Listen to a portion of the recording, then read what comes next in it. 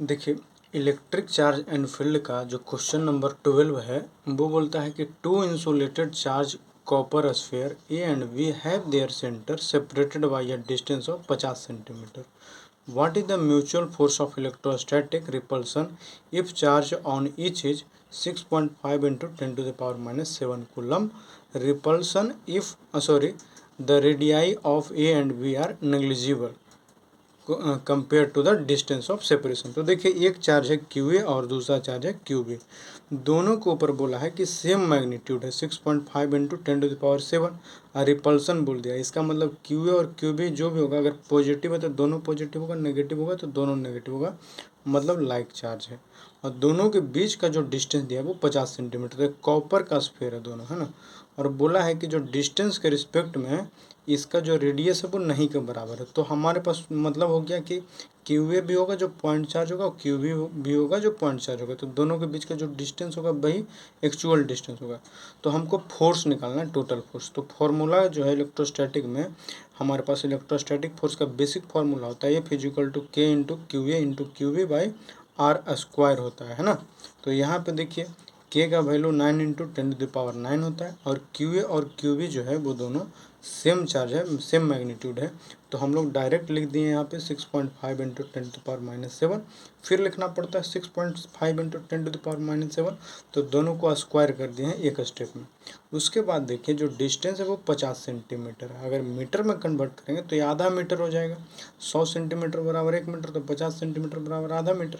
तो आधा मीटर को 0.5 मीटर या 1/2 मीटर भी लिखेंगे, या फिर 50 इंटू 10⁻⁻2 मीटर लिखेंगे. कन्वर्ट करते हैं सेंटीमीटर को मीटर में कन्वर्ट करने के लिए 10⁻⁻2 से गुना करते हैं, तो यहाँ पे 0.5 आ गया.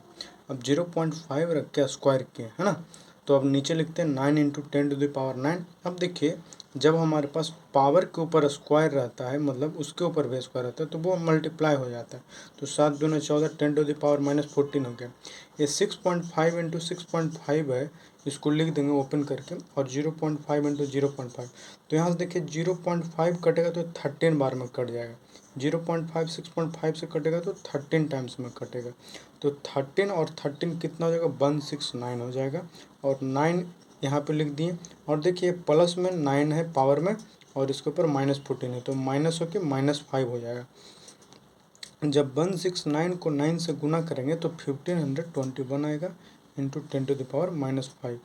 अब इसको देखिए, हम लोग अगर जो साइंटिफिक कंडीशन में लिखेंगे तो यहाँ पे 3 जीरो के आगे अगर डेसिमल यहाँ पे लगा देंगे तो यहाँ पे क्या हो जाएगा, -5 की जगह पे -2 हो जाएगा. एक्चुअली में ऐसा आ जाएगा कि अगर हमारे पास यहाँ पे लगाना है कि देखिए 1.5 इंटू इतना है, तो इसको हम लिख सकते हैं 1.521 इंटू 10⁻³ भी लिखेंगे, और इंटू 10⁻⁻5 न्यूटन हो जाएगा. तो ये कितना हो जाएगा, कट के 1.5 इंटू 10⁻⁻2 न्यूटन लिखेंगे. दूसरा क्वेश्चन दिया है, जो देखिए इसी का सेकंड क्वेश्चन है, कि बोला इसी क्वेश्चन में अगर जो चार्ज है ना, चार्ज डबल कर दिया जाए, है ना, मतलब क्यू ए और क्यू बी का वैल्यू है जो 6.5 इंटू 10⁻⁷ है, इसमें 2 से गुना कर देंगे तो डबल हो जाएगा.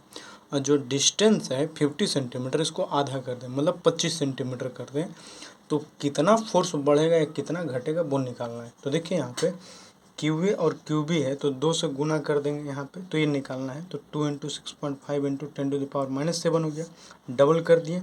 और जो डिस्टेंस था 0.5/2 इंटू एम, तो इसको आधा कर दिए 0.5. इसको हम लोग 0.25 मीटर लिखेंगे, लेकिन जानबूझ के इतना ही लिखेंगे कैलकुलेशन ईजी करने के लिए. अब देखिए हमारे पास के इक्वल टू हो जाएगा, तो क्यू ए डबल कर देंगे तो 2 से गुना हो जाएगा, क्यू बी डबल किए तो 2 से गुना हो गया, डिस्टेंस आधा किए तो 2 से भागा हो जाएगा, स्क्वायर कर देंगे. तो ऊपर में देखिए 4 2 2 जा 4 into Q A into Q B आ जाएगा. नीचे आर स्क्वायर हो जाएगा, और 2 का स्क्वायर 4 हो गया, और नीचे से ये ऊपर चला जाएगा. तो देखिए 4 इंटू 4 कितना हो जाएगा, 16 हो जाएगा. तो K into 16 Q A into Q B by are square है. 16 को आगे ले के आगे हैं, तो Q A into K into Q A into Q B by are square. तो क्यू ए यहाँ पे जो हमारे पास होगा क्यू ए, इसको हम लोग को लिखना चाहिए था क्यू ए क्यू डैश, है ना, ये वाला देखिए क्यू ए डैश और क्यू बी डैश लिख देंगे यहाँ पे। तो अब देखिए क्यू ए और क्यू बी का जो वैल्यू है इधर से पूरा देख लेते हैं।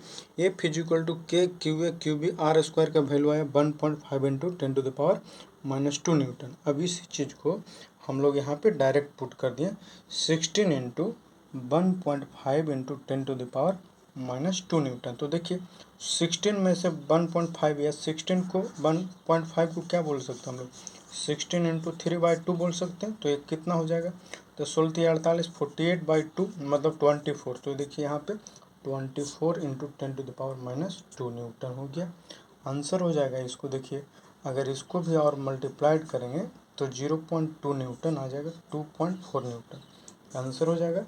Thank you.